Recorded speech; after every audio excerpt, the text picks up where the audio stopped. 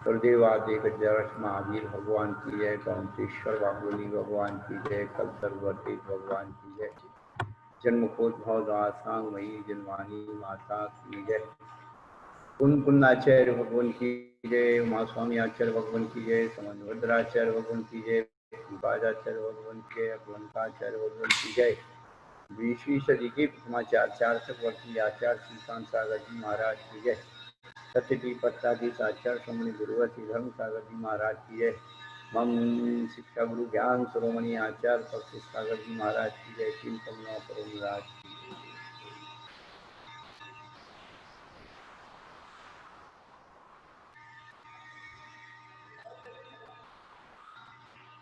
धर्मानुरागी भव्यात्माओं,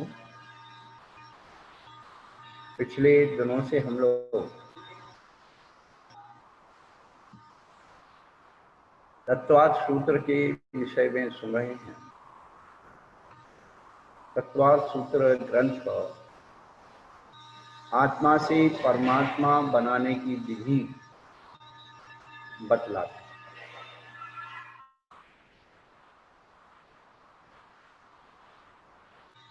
आज तक हम धनवान क्यों नहीं बने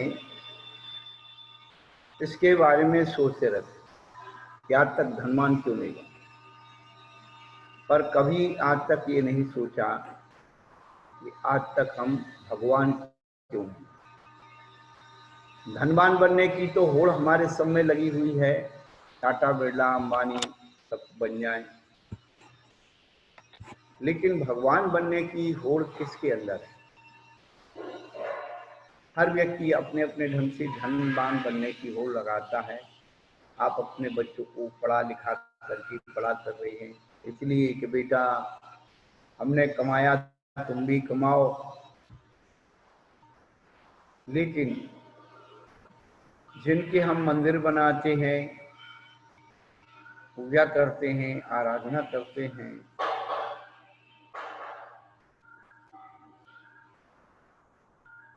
वैसे भगवान बनने की भावना कब अपने अंदर जागृत हो? सम्यक दृष्टि का मतलब ही है जिसके अंदर आत्महित का विचार हो। बस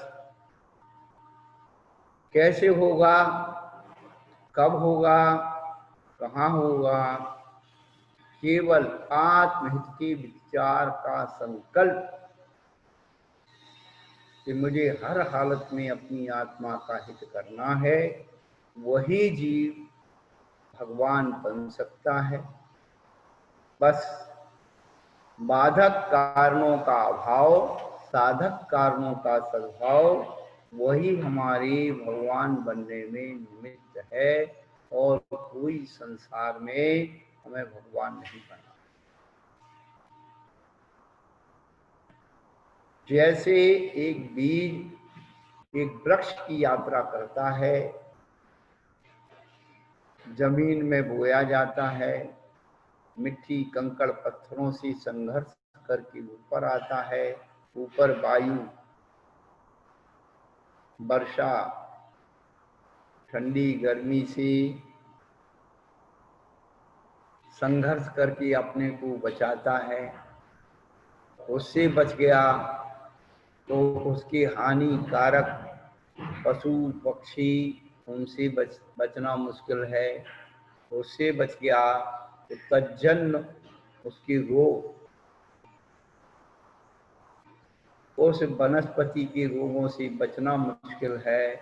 और बनकर के तैयार हुआ ओला पानी पत्थर से बचना मुश्किल है, उससे भी बच गया तो ऊन होने तक पशु पक्षी चिड़िया उससे मुश्किल है।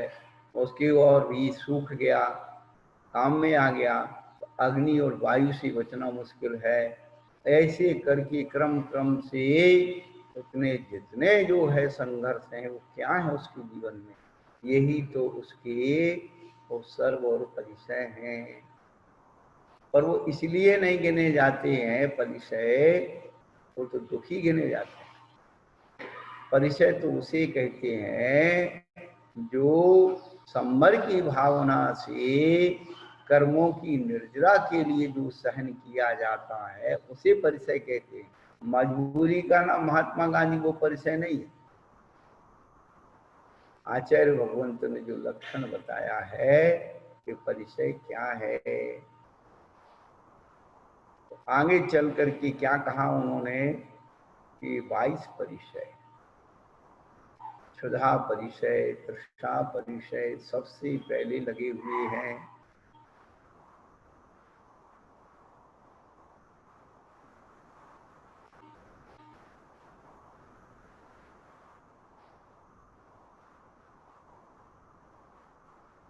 भूख और प्यास का परिचय इतना कठिन होता है क्योंकि ये स्वयं के अंदर उत्पन्न होता है, इस शरीर में ही उत्पन्न होता है।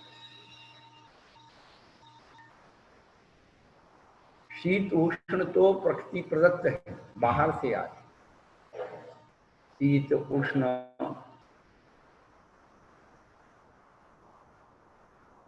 दंश मशक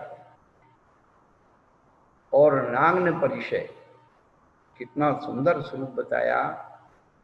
इसको इस जीव ने स्वयं अंगीकार किया है, किसी ने दिया नहीं है। संसार में दो ही व्यक्ति पागल और तत्वज्ञानी, दो ही व्यक्ति नग्न रह सकते, और कोई नग्न रहने की सामर्थ्य किसी में नहीं।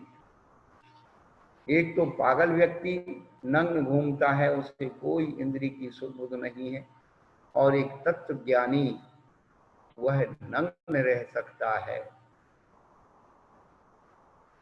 तो नग्न परिचय सहन करना, नग्न के बाद अरति परिचय है, कोई उसे नहीं चाहता है, उस नग्नता को नहीं चाहता है,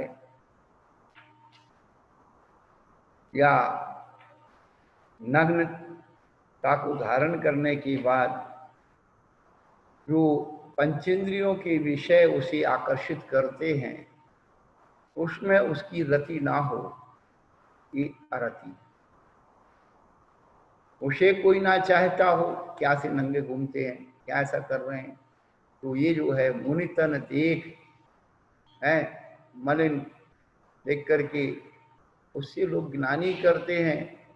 तो उस गिलानी को, लोगों की गिलानी को स्वयं में जीतना, अरे ये क्या जाने इसके महत्व को, ये दिगंबर रूप का महत्व क्या है। भगवान ये दिगंबर रूप तो साक्षात उस अनंत की मुद्रा है, परमेश्वरी की मुद्रा है। ऐसा करके उस परिचय को जीतता है अर्थी परिचय। और स्त्री परिचय है संसार में सबसे ज्यादा कठिन है। कल बहुत कुछ बता दिया, और यदि विशेष विशेष पढ़ना है स्त्री के बारे में तो आप धर्म परीक्षा ग्रंथ पढ़िए, ज्ञानार्णव पढ़िए, भगवती आराधना पढ़िए, सब जगह आपको ये स्वरूप मिल जाएगा कि स्त्री की अच्छी और बुरी दोनों ताकत क्या है।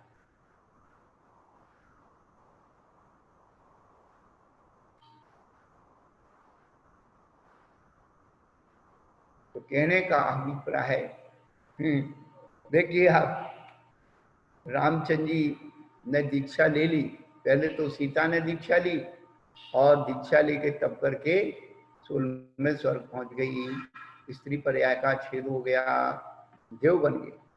और जब रामचंद्र जी ने दीक्षा ली तो क्या किया उसने, और ये अवधि ज्ञान से जान करके और रामचंद्र जी के पास आ गई, विक्रिया से सीता का रूप बना लिया, और विक्रियाओं से विद्याधरी कुमारियां बना ली। और रामचंद्र जी को क्या कहती है, अरे स्वामी बड़ी गलती हो गई, भूल हो गई, चलो अपन अब संसार से भोगेंगे, और ये इतनी सारी विद्याधर देवियां भी आपको परनाने के लिए तैयार बैठी हैं, आपसे शादी करने के लिए बैठी हैं, आप कहाँ जा रहे हो, आ जाओ, फिर अपन जो है एक साथ तब करेंगे। इतना आसान नहीं है। वही सीता का जीव रामचंद्र जी को छोड़ करके चला गया था तपस्या करने। तपस्या करने से ही आत्मा का हित है, लेकिन वह पूर्व जन्म का राग खिलाने आ गया। विचार करने लगा कि साथ साथ मोक्ष जाएंगे तो बहुत बढ़िया रहे। ये है स्त्री का राग संसार में। नैमी और राजन की जो है राग 9 भव तक चलता रहा, 10वें भव तक चलता रहा। स्त्री का राग छूटना, स्त्री से राग छूटना बहुत कठिन है।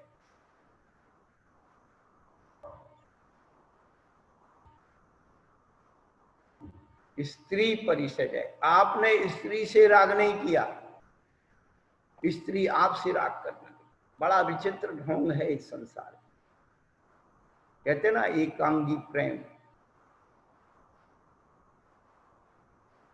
आपने अपने मन से स्त्री को निकाल दिया, लेकिन स्त्री में इतना राग बढ़ जाता है, वह क्या क्या कर सकती है, बड़ा मुश्किल।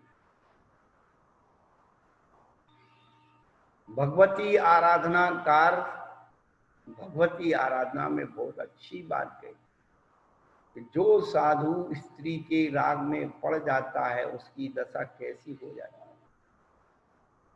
तो कफ में चिपकी हुई मक्खी के समान वो छटपटाती है निकलने के लिए, लेकिन उस राग के कारण उसके पंख उसमें चिपक जाते हैं। ऐसे ही साधु यदि स्त्री से राग कर ले तो उसकी दशा कफ में फंसे हुए मक्खी के समान।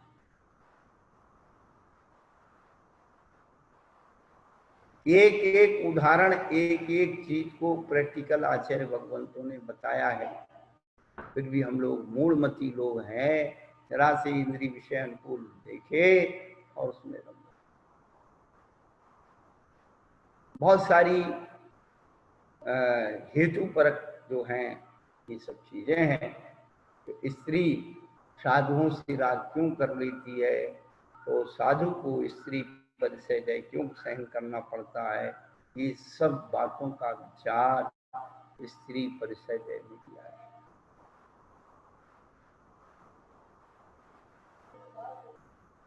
एक संत महात्मा थे, स्त्रियों से बहुत द्वेष करते थे, उनकी शकल भी नहीं देखते। एक व्यक्ति को मालूम पड़ा तो उन्होंने कहा कि ठीक है, व्यक्ति को हो, स्त्री को मालूम पड़ा तो उसने कहा कि ठीक है, महात्मा जो है हम लोग की शकल नहीं देखते हैं, चलो अब देखते हैं कैसे करते हैं। वो जंगल में रहते थे और कोई आए नहीं जाए नहीं और कोई ज्यादा साधन नहीं करना पड़े। तो कुछ वृक्ष ऐसे होते जिनकी छाल खा सकते हैं। तो स्त्री क्या करती, जहां पर पेड़ों की छाल होती वहां पर धीरे धीरे जाकर के थोड़ा सा गुड़ चिपका, कहीं नमकीन चिपका। वो कई दिन हो गए। अब जो है वो महात्मा को रसना इंद्री लग गई। विचार करने लगा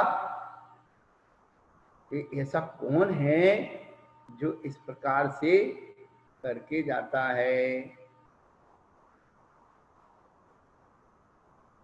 फिर वो महात्मा तो जंगल में कुटी बना के रहते थे। समझ लो व्यक्ति था, मनुष्य था, और उसने स्त्री का रूप बना दिया। अब जो है धीरे धीरे एक दिन ऐसा हुआ कि वो शाम के समय वो स्त्री रूप में और कुटिया के आसपास बैठ करके रोने लगा और कहने लगा मैं तो भटक गई हूँ और कहाँ जाऊँ, कैसे जाऊँ, रात में अंधेरी है, अब मैं क्या करूँ, मुझे आश्रय दे दो। तो महात्मा जी के पास एक छोटी सी कुटिया और थी। तो महात्मा जी ने कहा कि भाई अब ठीक है, इस तुम जो है रात में यहाँ रुक जाओ। अब जैसे वो रात में रुक गई, उसने अंदर से कुंडी बंद कर ली और महात्मा जो दूसरे कमरे में थे और रात्रि में उनको काम व्याधि सताना शुरू हो गई, स्त्री के रूप का चिंतन शुरू हो गया। बड़ा संसार विचित्र है भैया।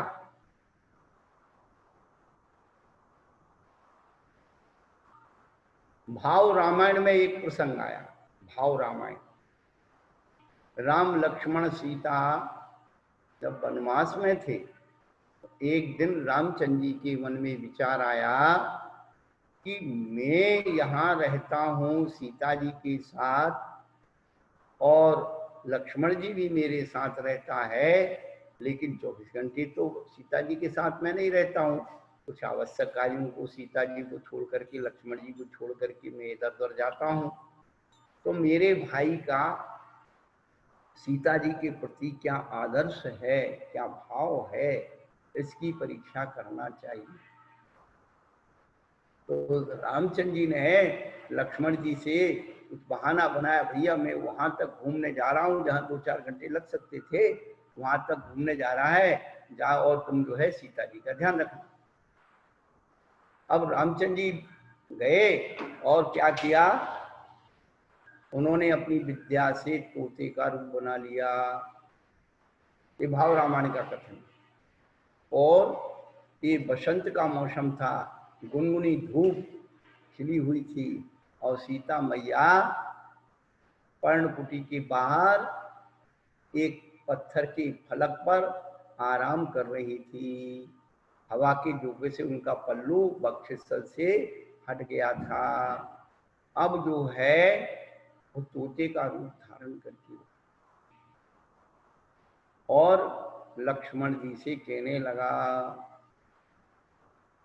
पुष्पम दृष्ट्वा फलम दृष्ट्वा नारी दृष्ट्वा सुशोभिता एकांते त्रीणि दृष्ट्वा कश्चना चलतम मनाः।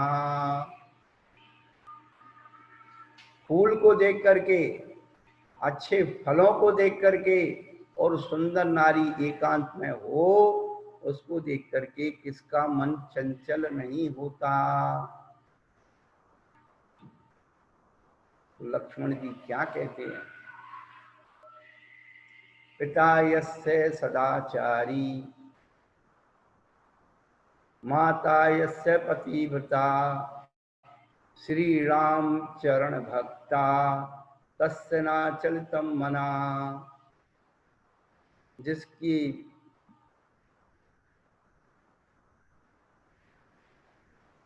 पिता सदाचारी हो, माता सती हो और जिसका मन श्री राम के चरणों का भक्त हो, उसका मन कभी चलायमान नहीं होता।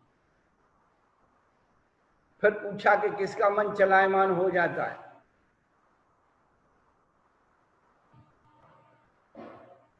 पिता यस्य दुराचारी माता च व्यभिचारिणी श्री राम विमुख दृष्टि तस्यैव चलितम मनः।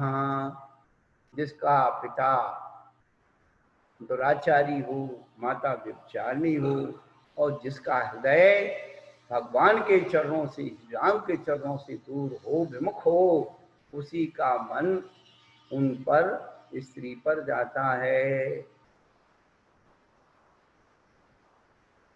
कहने का प्राय तो यही है कि स्त्री के द्वारा, स्त्री से उसके हाव भाव को जीत लेना, आपने ब्रह्मचर्य व्रत की पूजा में उसका सब स्वरूप पढ़ा है। और आगे पढ़ो, ग्रंथों को पढ़ो, आपको मिलेगा। तो स्त्री परिचय जय, स्त्री परिचय जय के बाद आचार्य कहते हैं स्त्री के बाद चर्या परिचय है। आप आहार को जा रहे हैं तो चलते समय क्या क्या हो सकता है और किसको आज्ञा दी है, जाने की, चर्या करने की। तो जिसने दीर्घ काल तक गुरु में रहकर, गुरुकुल में रहकर ब्रह्मचर्य को धारण किया है, उसने बंध और मुक्त के पदार्थों को, स्वरूप को जान लिया है, संयम के आयतन शरीर को भोजन देने के लिए जो देशांतर का अतिथि बना है, गुरु के द्वारा जिसे स्वीकृति मिली है, इतने विशेषण उसके, जो वायु के समान निसंगता को स्वीकार करता है, बहुत बार अनशन, अमोदर्य, वृत्ति परिसंख्यान, रसप्रत्याग आदि अन्य बाधा के कारण जिसका शरीर परिक्लांत है, देश और काल के प्रमाण से रहित था, संयम विरोधी मार्ग गमन का जिसने परिहार कर दिया है, जिसने खड़ाऊ आदि का त्याग कर दिया है, तीक्ष्ण कंकड़ कांटे आदि के विधने से चरणों में खेद के उत्पन्न होने पर भी पहले जो भोग किए हैं, यान वाहन आदि के गमन करने का जो स्मरण नहीं करता है, तथा जो यथाकाल आवश्यकों की पूर्ण परिपूर्ण करता है, उसकी चर्या परिचय जय होता है। मुनिराज आहार के लिए जाते हैं, चर्या के लिए जाते हैं। चर्या से शब्द एक आहार मुख्य है, लेकिन जहां गमन जिस विधि में हो रहा है वो सब चर्या, चर्यते चर्या।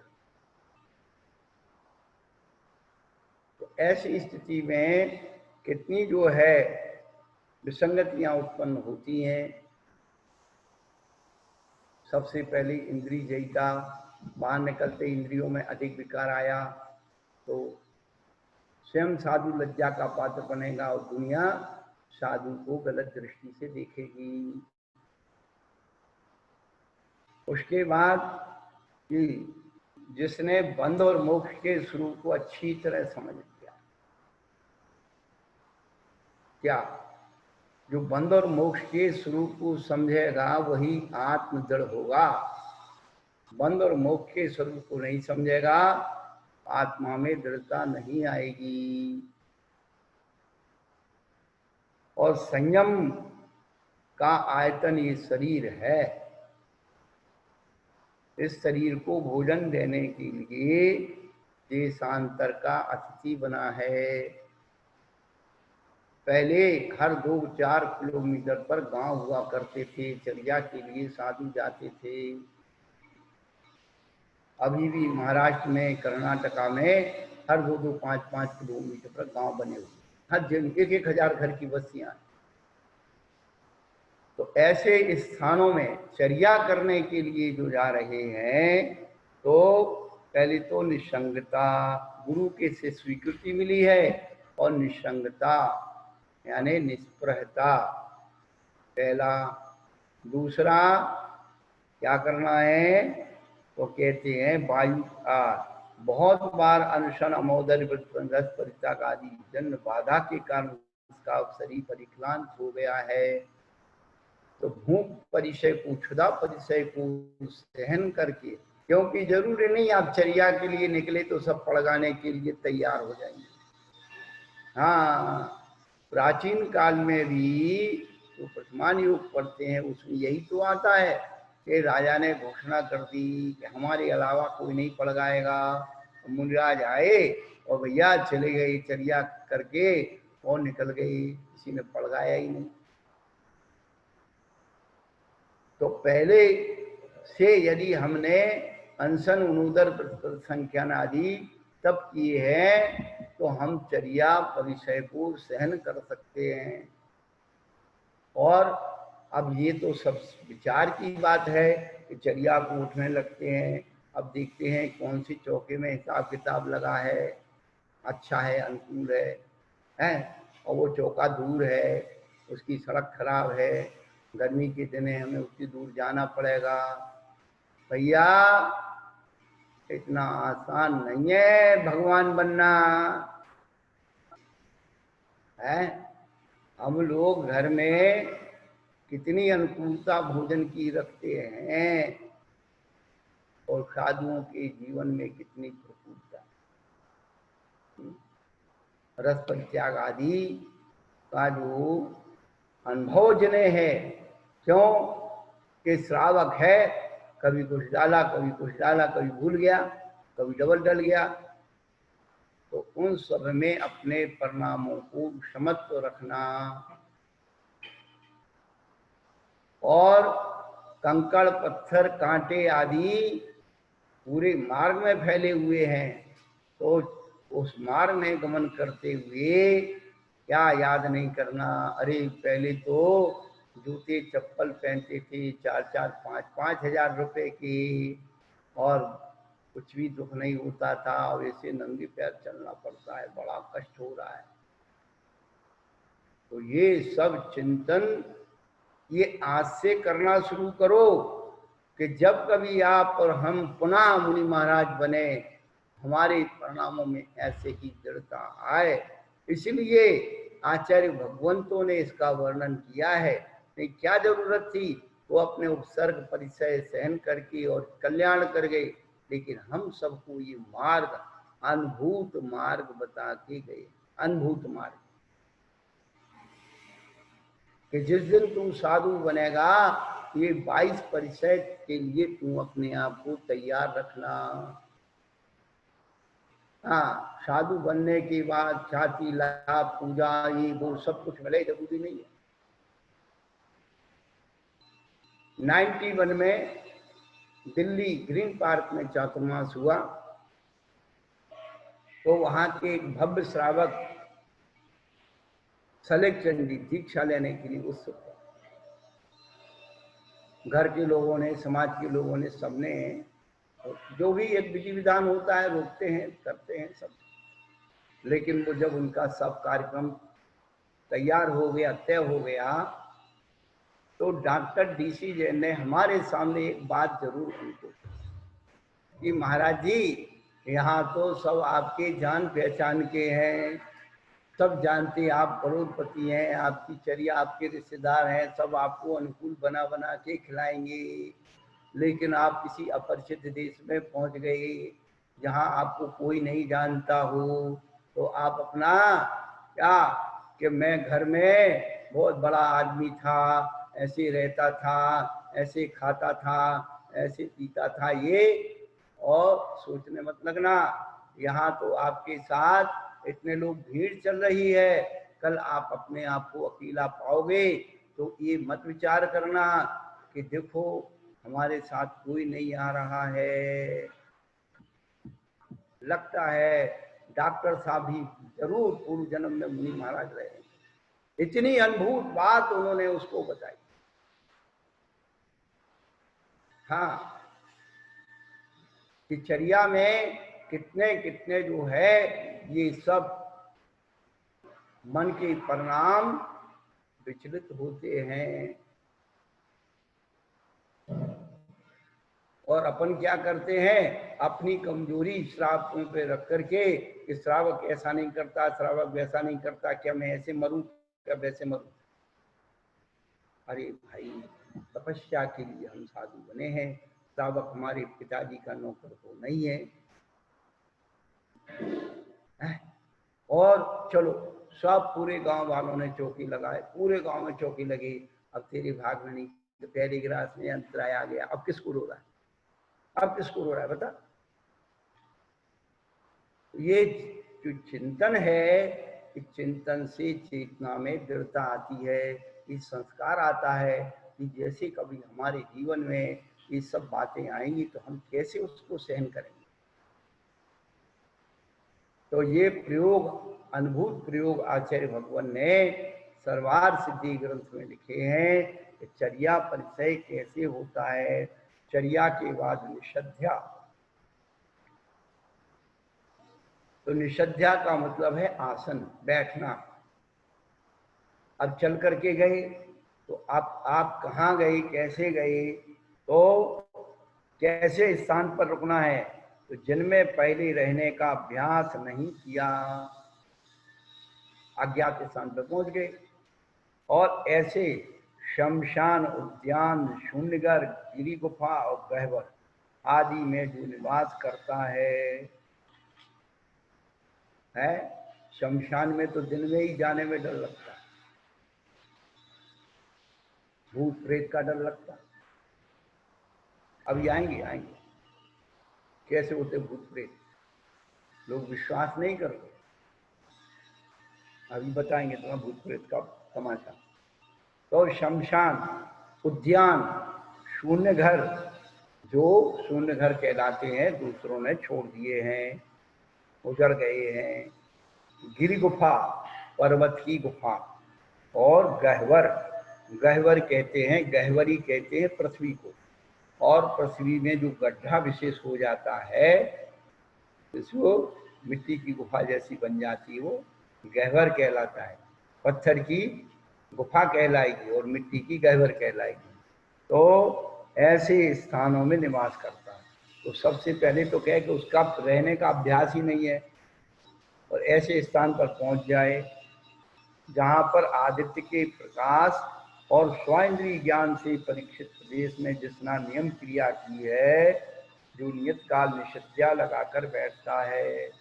अब आदित्य का प्रकाश, थोड़ा प्रकाश भी हो, और स्वाइंद्रिय ज्ञान से परीक्षित प्रदेश में, स्वाइंद्रिय ज्ञान से मतलब कि अपने स्मेल भी ऐसी नहीं आती हो जानवरों जैसी है, वहां पर बिल्ला हो, चींटी के, सांप के, और भी जीव जंतुओं के है। तो ऐसे स्थान को चयन करता है और वहां पर नियत क्रिया करके है, जो 13 प्रकार की क्रियाएं हैं। क्या 13 प्रकार का चारित्र और 13 प्रकार की क्रिया अलग अलग होती है।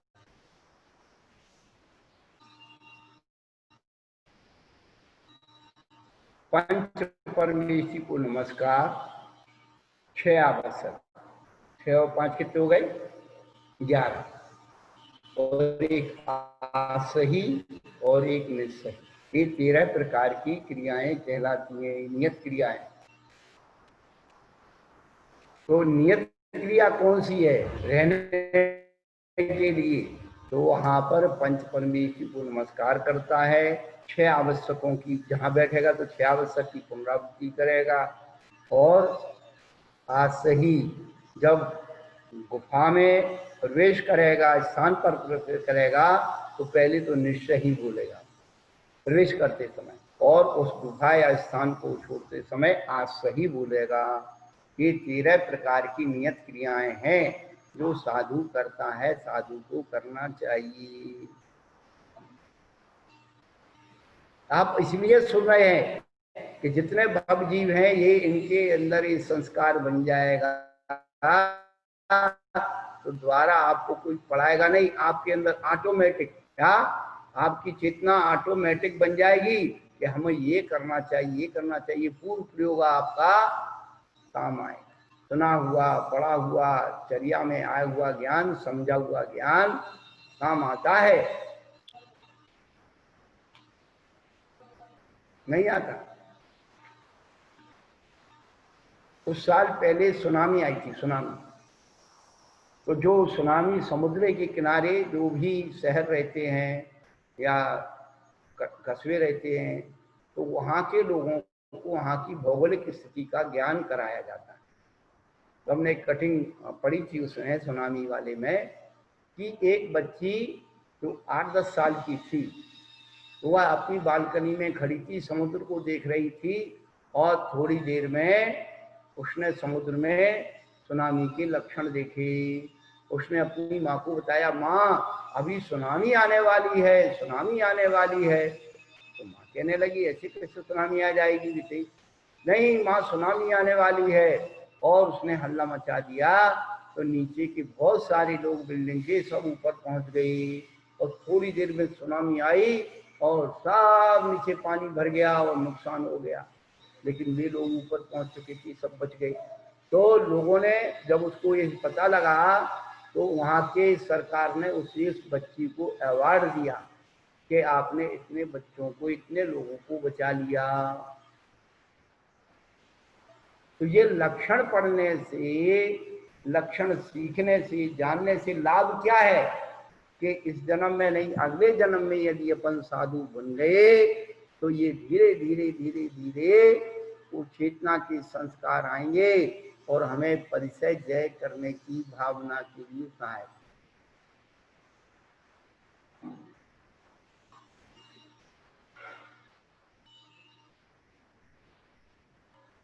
तो वहां पर क्या किया, निषद्या लगा करके बैठ गई, आने आसन लगा के बैठ गई। फिर क्या हुआ, वहां पर शेर आ गई, व्याघ्र आ गई और नाना प्रकार की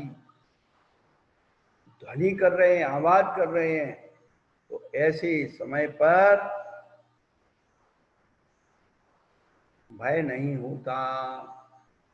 निषद्या आसन में बैठे हैं, भय नहीं, ये नहीं कि उठ करके भग गए या कुछ करने लगे, उपाय करने लगे कि शेर आ जाएगा, कभी आ जाएगा, फलाना, कुछ नहीं, अपनी आसन में मस्त। और क्या लिखा कि ऐसे अनेक प्रकार के उपसर्ग सहन करने से जो मोक्ष मार्ग से च्युत नहीं हुआ, आसन से चलायमान नहीं हुआ, वीरासन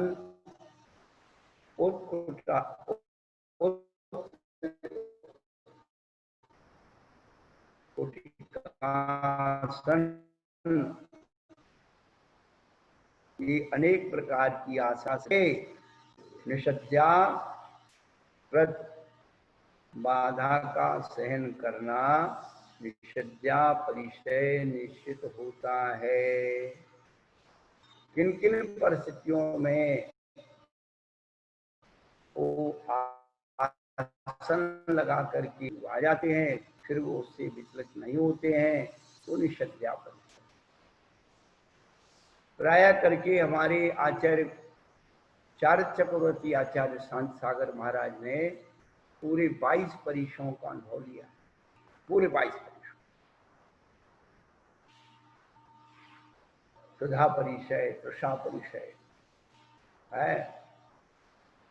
महाराज को वो ब्रह्मचारी ने कह दिया, भाई एक आदमी कोई अन्न नहीं खाया होगा, तो मना कर दिया, तो महाराज बिना 6 महीने तक, कितने दिन तक बिना अन्न के ही खाते। फिर किसी ने पूछा कि महाराज आप लेते नहीं हो कुछ? भैया हम लेते तो हैं, आप लोग देते नहीं है। एक बार उन्हें किसी श्रावक ने खूब भोजन करा दिया, पानी पिलाया, बहुत दिन तक जो है ऐसे ही रहा, पानी।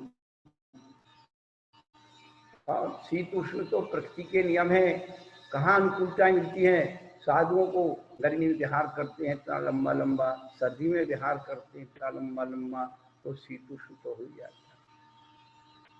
और दंश मशक क्या मजा आता है? बिना ढोलक मजीरी के हाथ पांव कीर्तन करते, इधर खुजलाते, ऐसे करते, डांस, पूरा एक्सरसाइज होती है।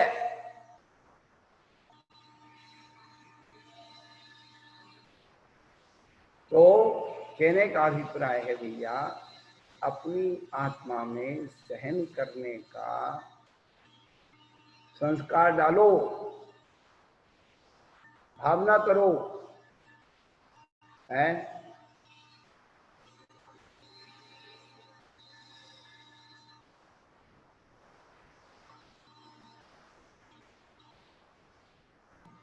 बन मुनि बन के कब बन को जाऊं, वो दिन कब पाऊं, है?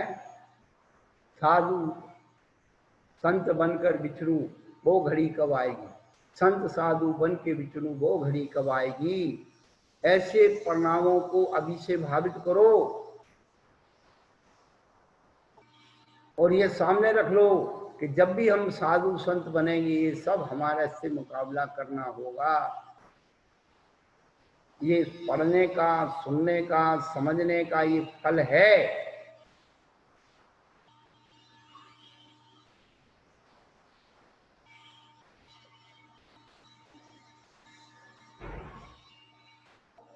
तो निषद्या के बाद सैया, चर्या हो गया, निषद्या हो गया, अब सैया।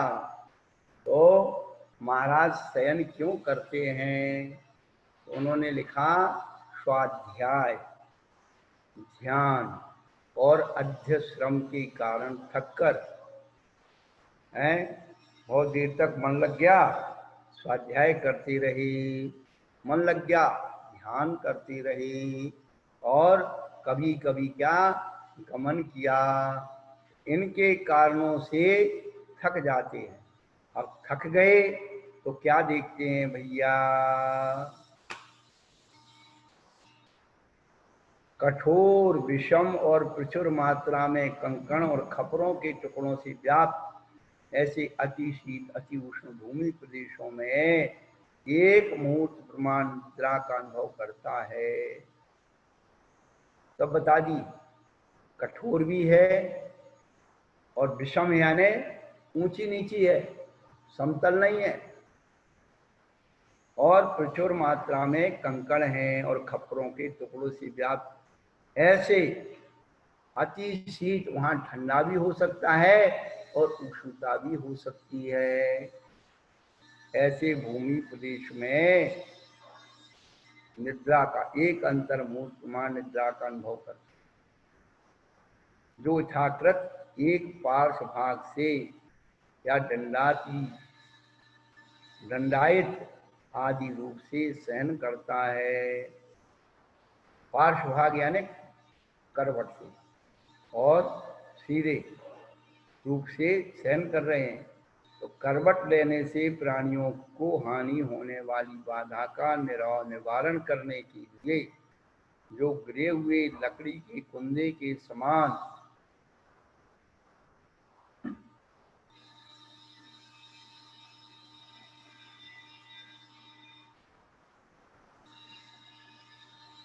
अब प्राचीन काल में किवाड़ लगाने में लकड़ी के कुंदे लगाए जाते थे। एक होता था बड़ा वाला, जो सरकाते थे इधर उधर। ऐसे ही मुनराज जैसा उसको सरका दिया, जैसे कुंदा वैसे ही वो पड़ा है। ऐसे ही मुनराज अपने शरीर को छोड़ देते थे निद्रा में, या फिर क्या मुर्दा के समान करवट नहीं बदलता। जिसका चित्त ज्ञान भावना में लगा हुआ है, सुन लीजिए, निद्रा में भी वो स्वप्न नहीं देख रहे हैं, निद्रा में भी उनका चैतन्य जागृत है, पाठ करते रहते हैं, योग चलता रहता है, और व्यंतरादि के द्वारा किए गए नाना प्रकार के उत्सर्गों से भी जिसका शरीर चलायमान नहीं होता। आ गए व्यंतर, आ गए कि नहीं आ गए? हाँ, तो सो रहे हैं और व्यंतर आदि आकर के अपना रूप दिखाते हैं, बड़ा मजा आता है। आप लोगों ने नहीं देखा है, हमने देखा है। और किसी को यकीन नहीं हो तो हम पता ठिकाना बताते, वहां जाकर के पूछ के आ जाना। अभी बात कर रहे थे आपको दिल्ली ग्रीन पार्क की, 91 के चातुर्मास की। तो पर्युषण पर्व के दिनों में जो मंदिर के पंडित जी थे, व्यास से जो सामग्री तैयार करते थे, मंदिर की व्यवस्था करते थे, तो काम बहुत ज्यादा हो जाता था। तो उन्होंने अपने देश, ये सुल्तानपुर, ये प्रतापगढ़, जो वहाँ यूपी के हैं, वहाँ के सभी लोग रहते हैं, तो उन्होंने अपने एक साली को बुला लिया। उस साली की उम्र होगी 15-16 साल की। अब पर्युषण निकल गया, कनागत लग जाते हैं, फिर नवरात्रा लग जाती हैं, तो वो जो है हल्की सर्दी पड़ना शुरू हो जाती है। एक दिन नहा धो करके वो बगीचे में, सामने बिल्कुल बगीचा है, पार्क, वहां बैठा था और उसे व्यंतरी लग गई। तो वहां से तो आ गया आराम से।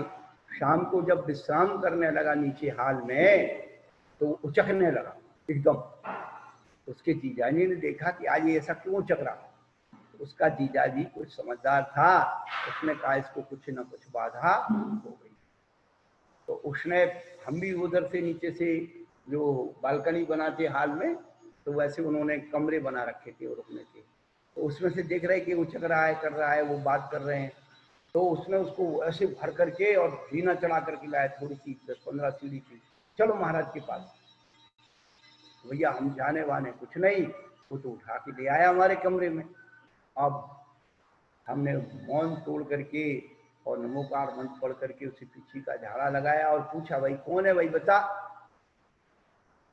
बड़ी मुश्किल से उसने कहा कि मैं इस बगीचे में पुराने समय में यहाँ मेरी झोपड़ी थी, माँ बेटी रहती थी, और उसमें आग लग गई, उसमें जलती में मर गई। तो ये बंतरी बनी। और वैसे हुई जो है उसी बगीचे के पास में ही शमशान घाट है, ग्रीन पार्क में। तो जो है अब हमने उससे कहा कि भाई तुम बच्चे को छोड़ो, इसको क्यों परेशान करती हो, तुम जो है शूद्र जाति की जंत्री यहाँ क्यों मंदिर में आ गई। तो उसको जो है किसी प्रकार से उसने उस बच्चे को छोड़ दिया। अब रात भर जंत्री कमरे में रही, कबाड़ की ठक ठक आवाज, वो बार बार आकर के ऐसे मेरे शरीर के ऊपर ऐसे होता। हम तो केवल भगवान का नाम लेते रहे और सवेरा हो गया। तो ये सब चीजें ऐसी साक्षात आज भी उसका जो जीजा है वहां रहता है ग्रीन पार्क के मंदिर पर, पूछ दिया जाकर। तो ये व्यंतरों के उपसर्ग कैसे हो जाते हैं, और भी बहुत सारी जीवन की घटनाएं हैं, लेकिन हम ये बताते हैं कि जो लोग नहीं मानते कि व्यंतर नहीं होते हैं, देव नहीं होते हैं, ये कुछ नहीं कर सकते, ये फलाना नहीं कर सकते, ऐसा कुछ नहीं है। देवों में श्राप और अनुग्रह करने की शक्ति होती है। देवता गण आपको यदि श्राप दे दें तो आपके तन मन धन का ह्रास हो सकता है, और आपको वरदान दे दें तो आप तन मन धन से समृद्ध भी हो सकते हैं।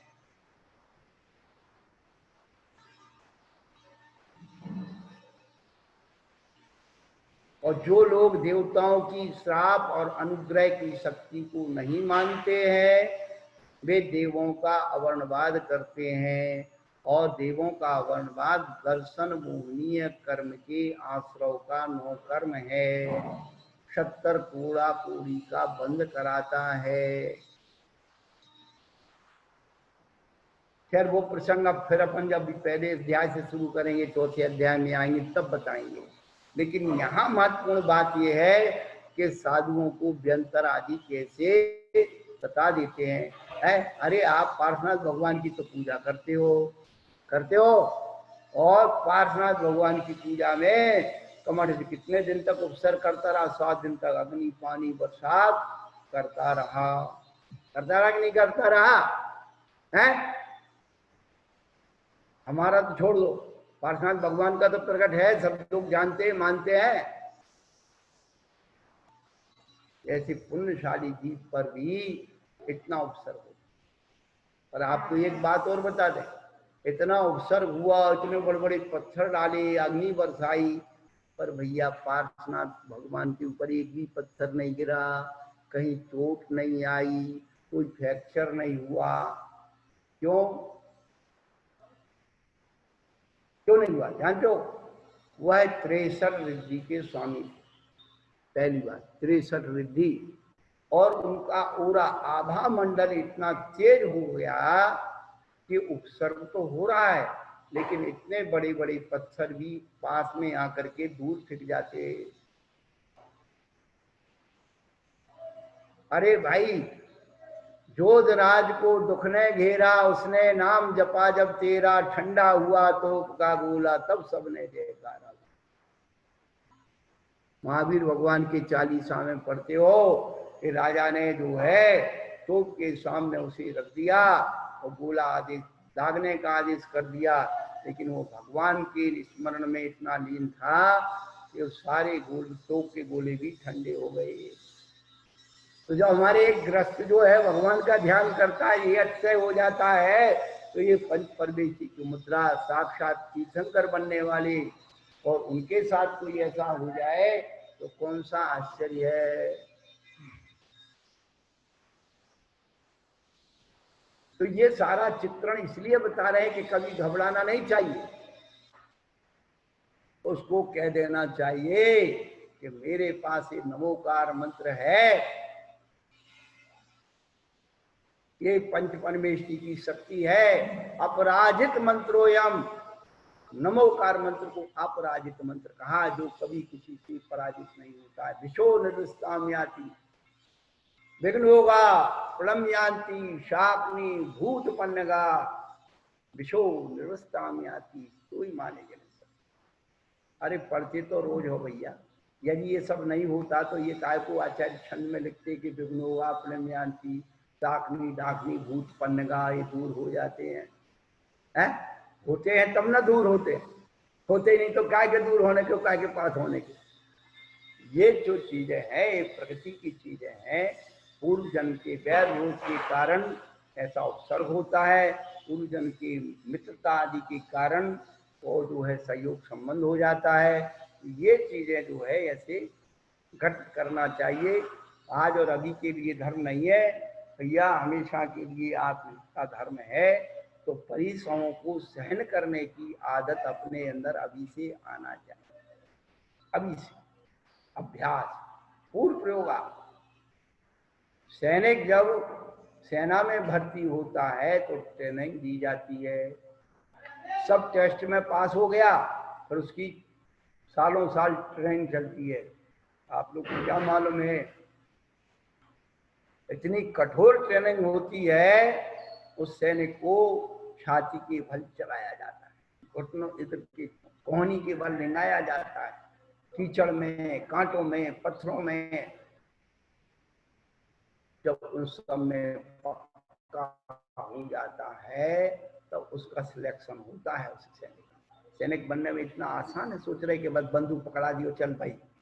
लड़ाई से भी ज्यादा लड़ाई, आप पढ़ते ना युद्धाभ्यास हो रहा है, क्या कर रहे हो, युद्धाभ्यास कर रहे हो। उनमें भूखा रखा जाता है, प्यासा रखा जाता है, पीटा जाता है, ऐसे थोड़ी सैनिक बन जाते।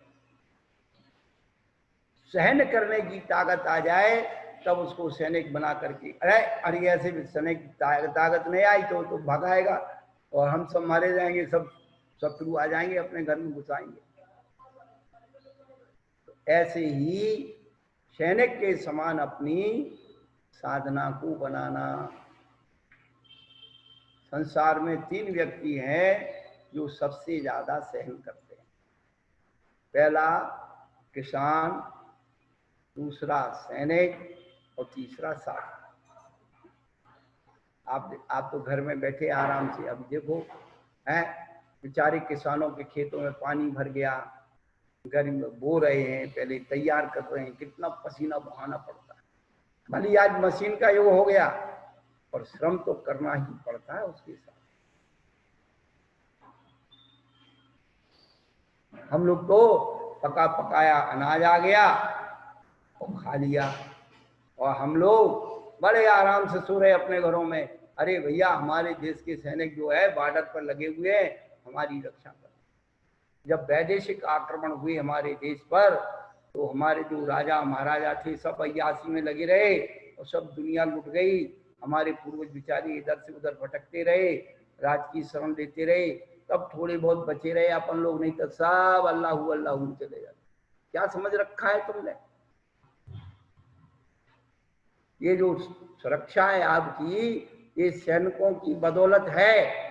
और आपका जो घर में ये धर्म बचा है ना, ये घर का धर्म, ये साधुओं की बदौलत बचा है। यदि ये साधु नहीं होते तो आप भी पूरे तन मन धन से भ्रष्ट हो गए। और हो ही रहे, जिसके घर में साधुओं की आदर नहीं है, साधुओं का पड़गान नहीं है, तो आचार्य तो कहते वो घर नहीं है, वो तो शमशान है। शमशान में क्या होता है, मुर्दा जलता है। और आप जो भोजन पानी आदि बना रहे हैं, ये सब 6 काय के जीवों की विराधना करके मुर्दा जला रहे हैं। मुर्दा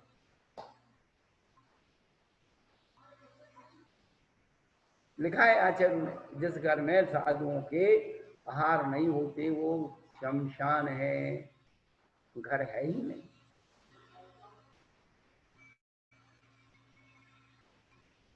तो धर्म संस्कृति का संरक्षण करने वाले कौन होते हैं?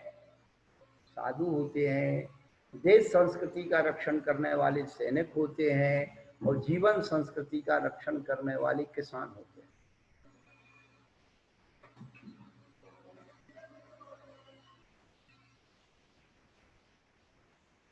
अभी ये थोड़ी सी अनुकूलताएं मिल गई हैं, हम लोग बड़े मस्त हैं, अरे कमा रहे, खा रहे, बड़े अच्छे रह रहे। भैया कब पता नहीं लगेगा कब क्या हो जाए। गुजरात, मेवाड़ और बागड़, इन 3 प्रांतों में 15वीं शताब्दी में शकल कीर्ति आचार्य महाराज हुए। एक शकल कीर्ति आचार्य हुए हैं, उन्होंने लगभग संस्कृत की 30 से 40 ग्रंथ लिखे, और उनके वो हुमड़ समाज के थे। वो हुमड़ समाज 300-400 सालों से यहाँ से उठ करके राजकीय कारणों से, सांप्रदायिक कारणों से महाराष्ट्र में उधर सोलापुर, फलटन, फिर उधर चले गए। ये सब यहीं के हैं, ये ब्रह्मखेत और ये सब विजयनगर के आसपास के सब बसावट के लोग इधर यहाँ से निकल करके वहाँ गए। जैसे अग्रवाल लोग अग्रवाह से आए हैं, और उसवाल लोग उसे इधर से जैसलमेर और इधर से उड़िया से आए। ऐसे अलग अलग प्रांतों से लोग गए और व्यापार करने के लिए, अपने जीवन की सुरक्षा के लिए चले गए।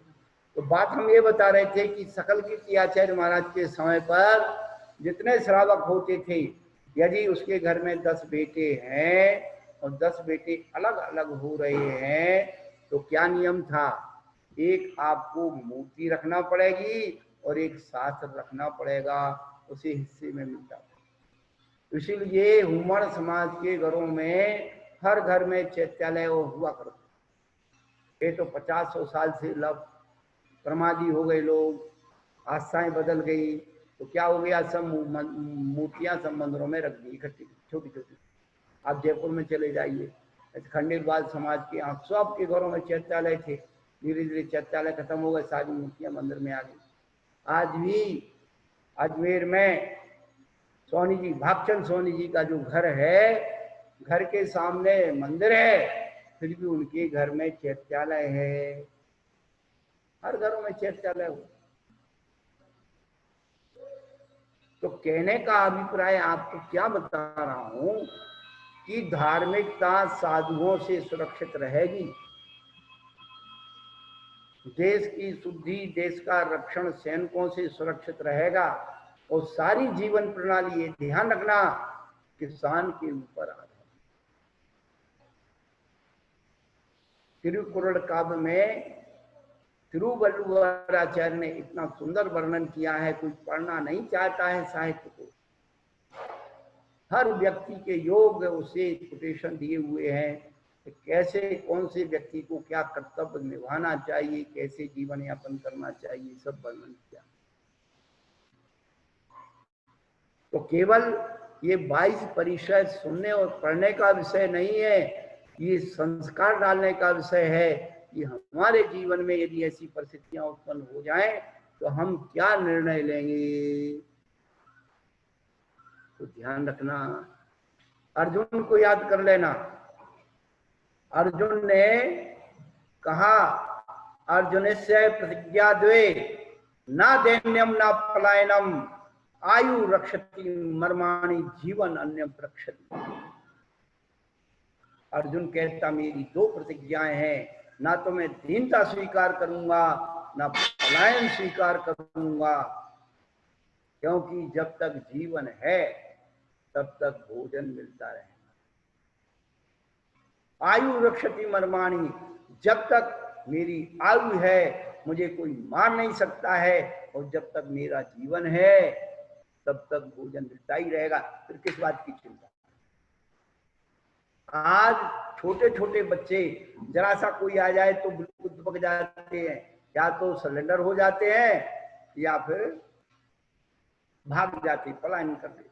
फेस करने की ताकत खत्म हो गई।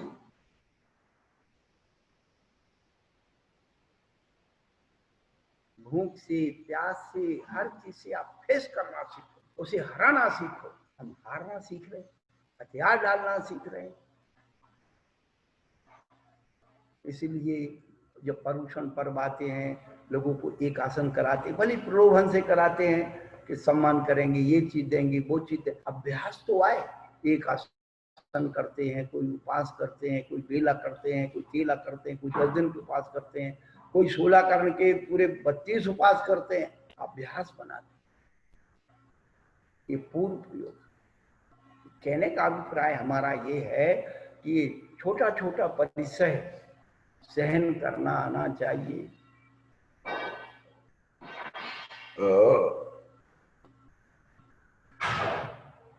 तो ये निषद्या, चर्या और सय्या परिचय है। कैसे स्थान पर साधु ध्यान, स्वाध्याय ध्यान और अध्यव श्रम यानी गमन के श्रम के कारण शरीर में थकावट हो गई, तो कठोर विषम प्रचुर मात्रा में कंकड़ कपड़ों से पत्थरों से व्याप्त ऐसे शीत उष्ण भूमि प्रदेश में और निद्रा का अनुभव करते हैं और एक पार्श्व भाग से रहते हैं या लंबे रूप में भी सोते हैं, लेकिन करवट बदलने में ध्यान रखते हैं और उस समय व्यंतर आदि के उपसर्ग आ जाए तो उनसे भी उनका शरीर चलायमान नहीं होता है। जो अनियत कालिक, नियत तो है नहीं कितने ही घंटे रहेगी, उसका कोई नियत समय नहीं है। तो भैया ऐसे समय पर अपने आप को बाधा को सहन करना सय्या परिचय जय है। अब भैया आप लोग क्या कर रहे हो वो तो आप जानते हो है। जितना भी ये असंयम की ओर वृत्ति हो रही है कि दो कारण से व्यक्ति के अंदर वासनाएं बढ़ रही है, एक डबल बेड और डबल रोटी। 50 साल पहले किसके घर में डबल बेड थे भाई? एक खटिया होती थी, बिछा ली और सवेरे जल्दी उठ करके बिस्तर लपेट के रख दिए। अब सबके घर में डबल बेड और डबल रोटी घुसी हुई है, इसलिए रात दिन असंयम का सेवन हो रहा है। इसलिए घरों घरों में बीमारियां हैं। क्यों? क्या आमदनी से अधिक खर्च करोगे तो कर्ज बढ़ेगा और इंद्रियों की क्षमता से अधिक भोग भोगोगे तो मर्ज बढ़ेगा। कर्ज और मर्ज बढ़ने का यही जो है, ये दो कारण है। पशु पक्षी देखिए वो सारे के सारे अपने ऋतु काल में ही संसार सुख भोगते हैं और मनुष्य जो है 12 महीने 24 घंटे वो स्त्री के पीछे दौड़ रहा है। तो औरत बीमार पड़ी है, आदमी बीमार पड़ा है, संयम नहीं है ना, वो सारी शक्ति जो है लोगों में क्षीण हो रही है। कहने का अभिप्राय तो यही है भैया कि जो आपको बने वो करो। हमें तो जो उपसर्ग परिचय सहन करने की आदत डालना है और एक दिन भगवान बनना है।